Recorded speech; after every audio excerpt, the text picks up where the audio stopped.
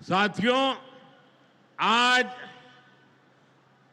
Sir M Visvesvaraya जी की याद में हम इंजीनियर्स डे मनाते हैं।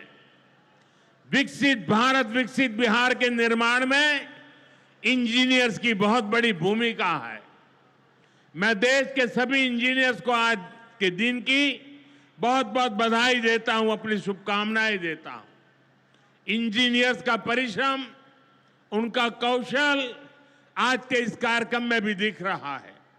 पूर्णिया एयरपोर्ट की टर्मिनल बिल्डिंग रिकॉर्ड 5 महीने से भी कम समय में बनाई गई है। आज इस टर्मिनल का लोकार्पण हुआ है। पहली कॉमर्शियल फ्लाइट को हरी झंडी भी दिखाई गई है और हमारे एविएशन मिनिस्टर श्रीमान नायडू जी भी हमारे बीच है। उनके लिए भी जरा ताली बजाइए। यहीं से हवाई जहाज उड़ा रहे हैं वो। नए एयरपोर्ट की वजह से अब पूर्णिया देश के एविएशन मैप पर आ गया है।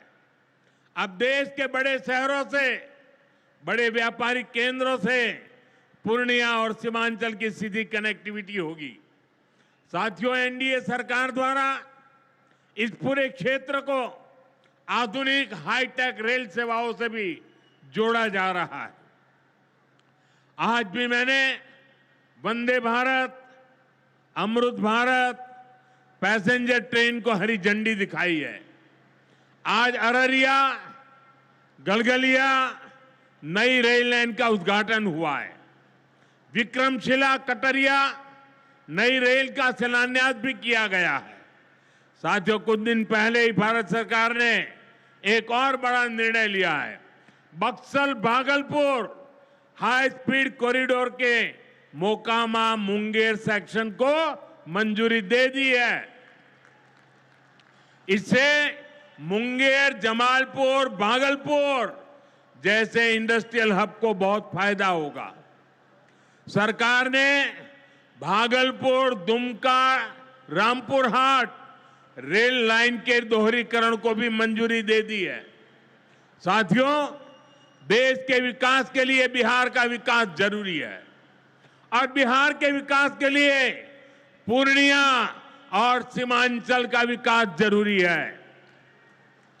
आरजेडी और कांग्रेस की सरकारों के कुशासन का बहुत बड़ा नुकसान इसी क्षेत्र को उठाना पड़ा है, लेकिन अब एनडीए सरकार स्थिति बदल रही है।